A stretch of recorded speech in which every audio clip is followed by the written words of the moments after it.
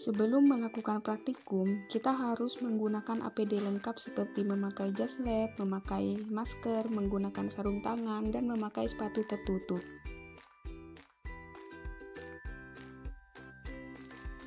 Bahan-bahan yang digunakan pada praktikum kali ini adalah gliserol, aseton, dan aquades. Gliserol adalah cairan yang tidak berwarna dan sedikit kental. Sedangkan aseton adalah cairan yang tidak berwarna dan memiliki bau yang menyengat. Alat-alat yang digunakan pada praktikum kali ini adalah pignometer 25 mili, pipet volume 5 mili, pipet ukur 5 mili, labu ukur 50 mili, pipet tetes, viskometer Oswald, beker gelas 100 ml, bola hisap, dan hair dryer. Sebelum menggunakan alat-alat laboratorium, kita harus mencucinya terlebih dahulu menggunakan air mengalir untuk menghilangkan senyawa kontaminan yang tidak kita inginkan. Setelah itu, kita harus membilasnya dengan aquades.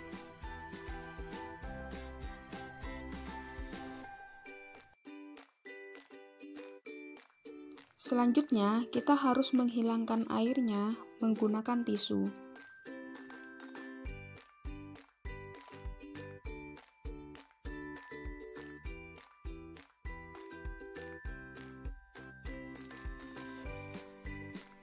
Pembuatan larutan gliserol dilakukan dengan variasi konsentrasi yaitu 0,25 molar, 0,5 molar, 0,75 molar, dan 1 molar.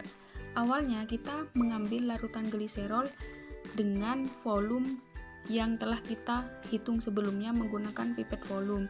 Kemudian kita masukkan ke dalam labu ukur 50 ml.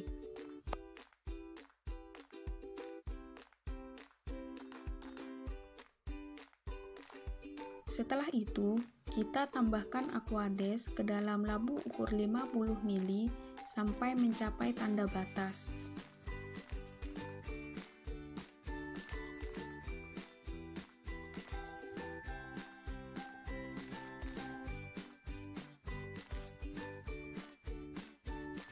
Kemudian, kita bersihkan aquades yang menempel di dinding labu ukur 50 ml dengan menggunakan tisu agar tidak mempengaruhi konsentrasi.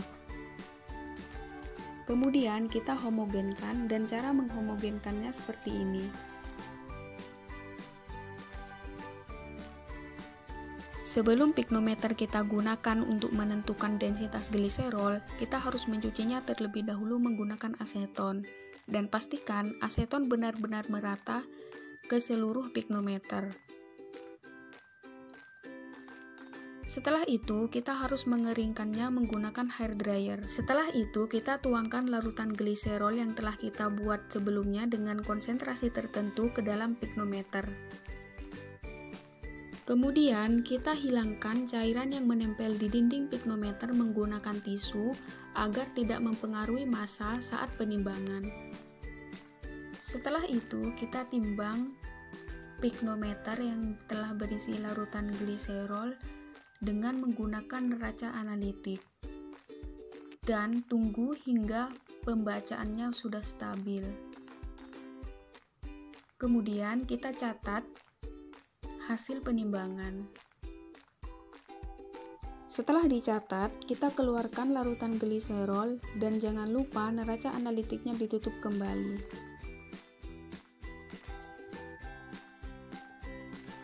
Sebelum menggunakan viskometer Oswald, kita harus mencucinya terlebih dahulu menggunakan aseton, kemudian dikeringkan menggunakan hair dryer. Dan ini adalah viskometer Oswald yang telah dikeringkan. Tahap awal dalam pengukuran viskositas adalah kita harus mengambil larutan gliserol sebanyak 5 ml yang telah kita buat sebelumnya, kemudian dimasukkan ke dalam viskometer. Setelah itu, kita hisap larutan gliserol menggunakan bola hisap sampai di atas tanda batas. Kemudian, kita ukur waktu alir yang dibutuhkan gliserol turun dari tanda batas yang pertama ke tanda batas yang terakhir.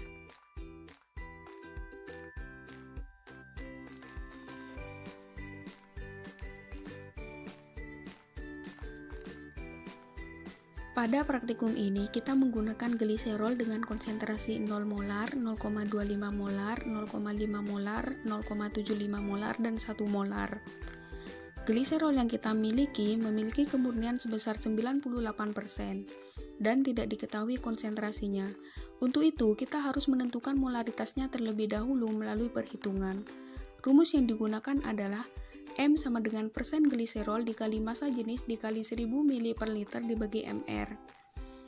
Sehingga diperoleh nilai molaritas gliserol awal sebesar 13,42 mol per liter. Untuk membuat gliserol dengan variasi konsentrasi, maka harus dihitung menggunakan rumus pengenceran. Di sini, saya akan memberikan contoh untuk membuat gliserol dengan konsentrasi 0,25 molar. Rumus yang digunakan adalah M1 dikali V1 sama dengan M2 dikali V2. M1 adalah molaritas awal gliserol yaitu 13,42 mol per liter. V1 adalah volume gliserol yang harus diambil. M2 adalah molaritas gliserol yang kita inginkan yaitu 0,25 molar. Sedangkan V2 adalah volume aqueous yang ditambahkan dalam labu ukur 50 ml. Dan diperoleh nilai V1 sebesar 0,93 ml. Sehingga gliserol yang harus diambil adalah 0,93 ml untuk diencerkan menggunakan aqueous dalam labu takar 50 ml. Ulangi cara yang sama untuk membuat larutan gliserol 0,5 molar, 0,75 molar, dan 1 molar. Selanjutnya adalah menghitung W rata-rata.